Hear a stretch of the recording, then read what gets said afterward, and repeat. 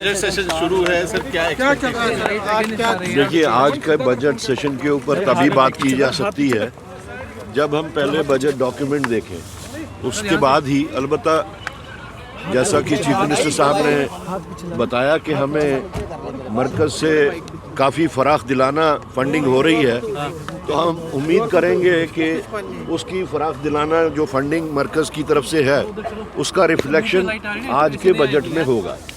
बाकी क्या कंटूर्स हैं, क्या पैरामीटर्स हैं, वो तो बजट का डॉक्यूमेंट पेश होने के बाद ही बताया जा सकता है। सर लगता है बिजनेस रूल्स अब आएंगे, ऐसी चर्चाएं बिजनेस रूल्स अटकलें फाइनल हो रही हैं। देखिए, ये तो बहुत अच्छी बात है कि अगर बिजनेस रूल्स आएंगे, और आपने पिछले 1-1.5 साल से देखा होगा कि कांग्रेस का जो स्टैंड रहा है उस बिजनेस रूल के वास्ते काफ़ी सख्ती से हम लोगों ने बात की कि जब तक बिजनेस रूल्स नहीं आएंगे तब तक ये जो कन्फ्यूजन है, चाहे वो पॉलिटिकल कन्फ्यूजन हो, चाहे वो एडमिनिस्ट्रेटिव हो या डेवलपमेंटल हो, वो कन्फ्यूजन्स तब तक बरकरार रहेंगे और ये खींचातानी तब तक बरकरार रहेगी जब तक कि बिज़नेस रूल्स ना हो। और बिज़नेस रूल्स आने के बाद में ये सारे कन्फ्यूजन्स अगर दूर हो सकते हैं, जो हमारा एक स्टेटेड स्टैंड है अबाउट स्टेटहुड, जब तक स्टेटहुड रिस्टोर नहीं होगा तब तक ये सारे कन्फ्यूजन्स जो हैं वो जारी रहेंगे। कोऑर्डिनेशन कमेटी की मीटिंग है, लेकिन उससे पहले जो अपोजिशन है वो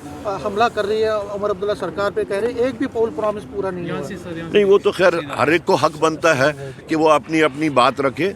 बाकी जो अलायंस पार्टनर्स की आज मीटिंग है उसमें क्या होगा उसके बाद ही बताया जा सकता है। मुद्दे पे ममता बनर्जी सुप्रीम कोर्ट गई है एसआईआर के मुद्दे पे, जी। तो जम्मू कश्मीर में भी एसआईआर तो आगे आने वाला है, क्या लगता है आपको कि किस तरह ये? नहीं, एसआईआर जो है वो तो हमने पहले ही बताया कि ये प्री पोल रिगिंग का एक नॉवल तरीका इन लोगों ने इख्तियार किया हुआ है, और कांग्रेस पार्टी की कोशिश होगी कि वो एसआईआर को जम्मू कश्मीर में जितनी भी ज़्यादा कोशिश करके हम रोकने की कोशिश करेंगे। सर, पाकिस्तान क्रिकेट नहीं खेल रहा है यहाँ पे, उन्होंने T20 खेलने से आज असेंबली की बात है तो असेंबली पे ही बात करेंगे। आज तो बजट सत्र का पहला दिन यहाँ पे है। आज तो केवल एलजी साहब का एड्रेस रहेगा और कल से उस पर डिबेट रहेगी, लेकिन भारतीय जनता पार्टी का बड़ा क्लियर कट ये स्टैंड रहेगा कि बीइंग एन अपोजिशन पार्टी, एक कंस्ट्रक्टिव अपोजिशन का रोल हम यहाँ पे निभाएंगे।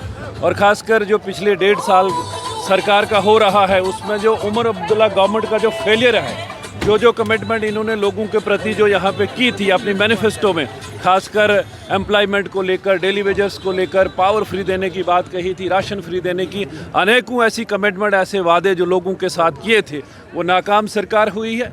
और जम्मू प्रोविंस के साथ जो भेदभाव, एक डिस्क्रिमिनेशन विद जम्मू प्रोविंस, उस मुद्दे को भी यहाँ पे उजागर किया जाएगा।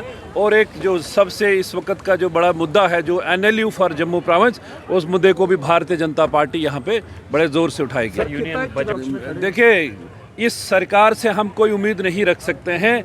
आप जब खिता चिनाब की बात करते हैं, चंद्रभागा की बात करते हैं, तो ये सरकार, उमर अब्दुल्ला साहब क्या, उनका कोई मंत्री भी इस पिछले 1.5 वर्ष में डोडा किश्तवाड़ नहीं गए हैं, ये लोग नहीं गए, टोटल इग्नोर किया है। हमारा ये मानना है कि जम्मू प्रोविंस में NLU यहाँ पे कश्मीर में अगर हो तो जम्मू प्रोविंस में भी, यहाँ हम कश्मीर के अगेंस्ट नहीं है, लेकिन जम्मू प्रोविंस भी डिज़र्व करता है कि NLU यहाँ पे हो। और ख़ासकर पिछले 16 महीने सरकार के हुए total failure of Omar Abdullah government जो होगा, जो लोगों के प्रति इन्होंने कमिटमेंट की थी, वो टोटल फेलियर है। वो यहाँ पे असेंबली में उस बात को उजागर किया जाएगा, लोगों के इश्यूज़ को उजागर किया जाएगा। और ख़ासकर डिस्क्रिमिनेशन विद जम्मू प्रोविंस, ये जो भेदभाव वो फंडिंग के मसले में होगा, किसी और चीज़ में होगा, वो आपको यहाँ पे देखने को मिलेगा। सर, यूनियन बजट कहलाए आती हैं हाउस को लगाना, और हाउस में ही सब कुछ तय होता है। मुझे लगता है कि साल भर में 100 दिन कम से कम भी हाउस चलना चाहिए। अभी देखते हैं, आज पहला दिन है, एलजी साहब का एड्रेस है। एलजी साहब के एड्रेस में अमूमन तो सरकार की रिप्रेजेंटेशन ही होती है, पर फिर भी हम देखते हैं, और अपोजिशन का रोल निभाना है वो पॉजिटिवली निभाएंगे।